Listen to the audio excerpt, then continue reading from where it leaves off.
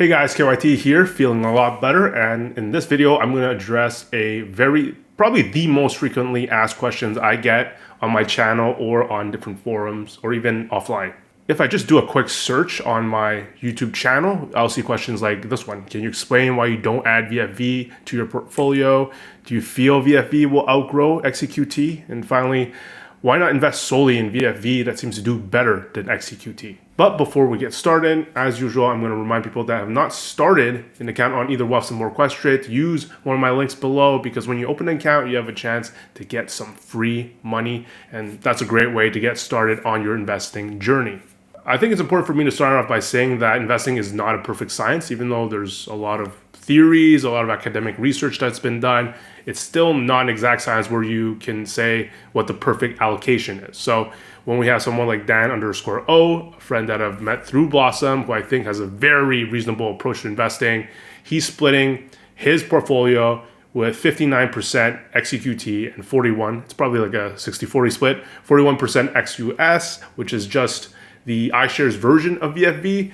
That's really reasonable. So I think what I'm tackling are people that think VFV is strictly better than XEQT and why you might want some international exposure in your portfolio. I was inspired to fast track this video after seeing many VFV and XEQT posts today, including this one. I've noticed that a lot of Canadians love XEQT over VFV, not sure why. VFV is basically S&P 500 with exposure to the best companies in the US, while XEQT is also diverse, but a composition of different ETFs. Yield may be more for XEQT, but the overall performance of VFV has been better. What am I missing?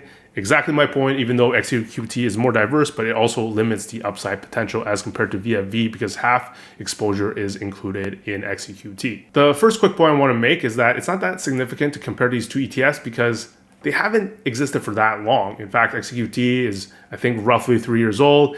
VFV only got the inception date is 2012, which is about a decade, and this has been a great decade for the US, and it didn't have a great decade the one before that. So when you're judging since the inception of VFV, you're going to see it absolutely crushed most things. And I think most of us most likely have an investment time horizon greater than 10 years. So it's important to look at more data. Now, I know some of you have mentioned your strategy might be to own both VFV and XEQT in a wait and see approach, but I don't think the next few years is going to be enough data to tell you anything. You shouldn't be drawing your conclusions based on how things perform in the next 5 to 10 years. And now we have a chart here, thanks to Momentum Finance on Blossom for finding and posting this, that looks at data across a greater time horizon than just 10 years. So we're looking at 50 odd years, and it's talking about how an equally weighted portfolio tracking all the major stock indices beat any single market over that time period, but not by much. Like you can see equal weight, 7.4%, USA 7.2%, which is pretty good, and the UK 7.2%. But it does show the virtue of a diversified strategy. The research we've looked at on this channel shows that if you're looking at it from a long-term perspective, the outsized returns are driven by a very small percentage of companies, which can come from any country. And that's why going extremely diversified the goal of that is to have exposure to some of that outperformance, which is going to help your overall portfolio. And if we look at this graphic as well, that's why the equal weight did so well, because it had exposure to Japan in the 70s and 80s, had exposure to the US in the 90s, Canada in the 2000s, and USA again in the 2010s and 2020 plus. So that's why we go extremely diversified, and it's not surprising to see in this case that strategy outperforming any single market as well. I did want to directly respond to the comment that a diversified approach has a capped upside, because I think it makes it look worse than it does, because ultimately it doesn't really matter if something has a capped upside. What you're really trying to optimize for is the highest expected return over the long run. Of course, if you bet on one stock, you're going to have the highest upside, and you have the lowest lowest possible lows. And as we can see here, if you just bet on the US, you'd have decades where you're either the worst on this chart or the second worst, and sometimes you're the best. You have that high upside, and you can see the equal weight never being the best, never being the worst, but it had the highest return at the end of this time period. And that goes to show, like, it doesn't matter if the equal weight strategy is never the best strategy. It doesn't matter if every year I'm going to see funds do better than XEQT. because it's going to be many different funds over the next couple of decades that will perform better than XEQT. But overall, I expect on average, XEQT will perform the best. And I often reference a lot of research that's similar to this one on my cheat sheet, beginner's cheat sheet, which you can access through a link in the video description, shameless plug, such as this. Like, it's just for the time period between 1990 and 2020, the best performing 0.25% of companies accounted for half of global net wealth creation. Well, you get the point. There's a lot of research that just goes like, oh, the whole outsized performance, it just comes from these particular companies that are really hard to find ahead of time, hard to predict. And if you're able to do that, you're going to make a lot of money. But for most of us average investors, we just want to be able to make sure we have exposure to them ahead of time. And because if you don't, you will underperform the market by a great deal.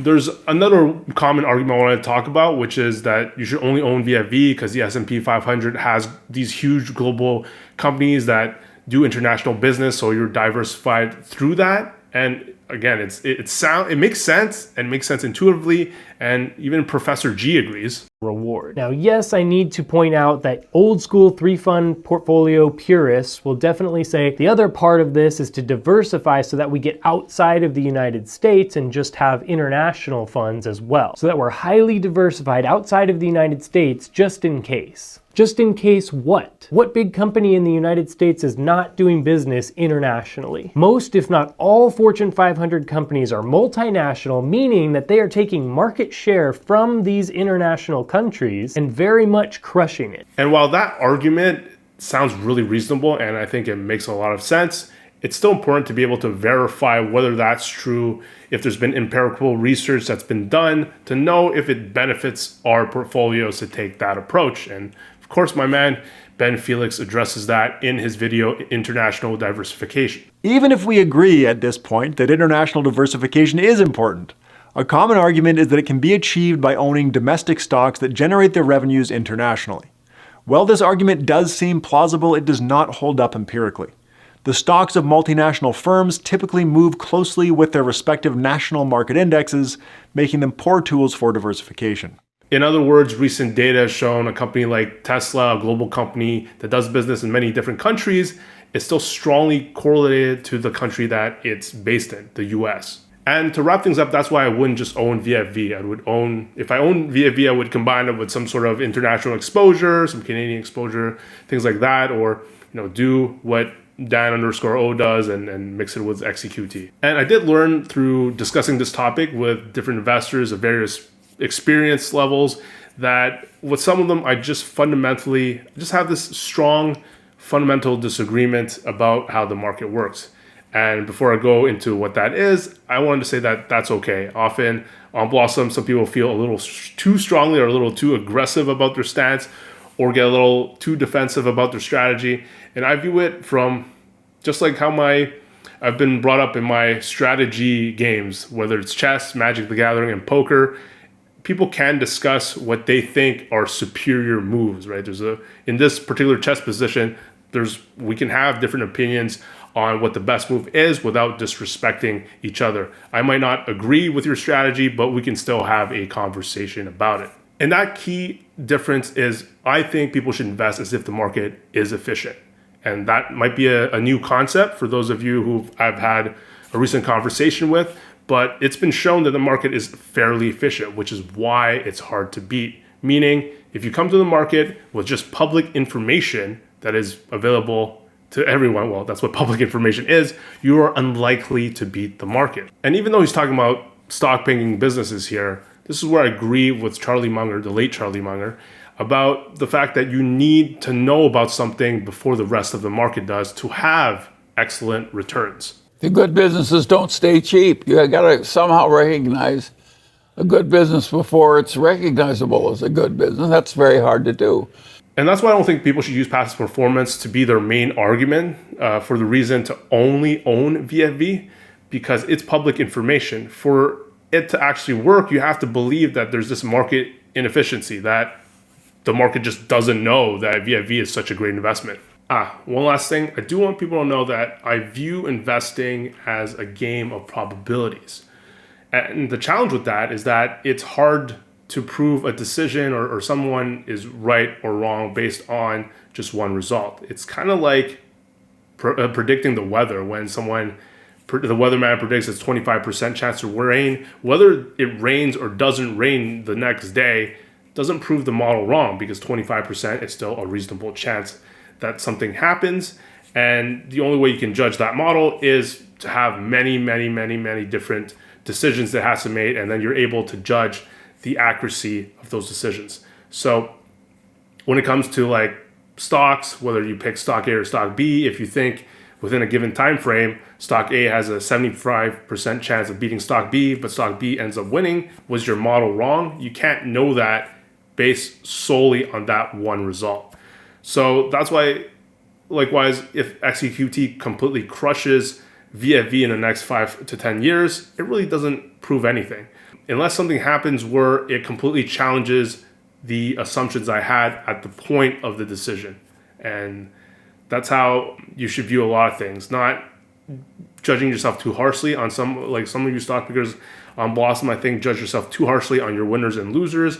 It's really, you got to review what made you make those decisions at the time, and were there results that you completely didn't expect that challenge your knowledge that you had at the time of that decision making time. And that's how you should do things. So again, I'll come up with a poker example. Sometimes you have pocket aces and you lose even though you're a heavy favorite. It doesn't mean you made the wrong decision at the time. And so that's a little strategy game analogy for you. And with that, I'll see you in the next one.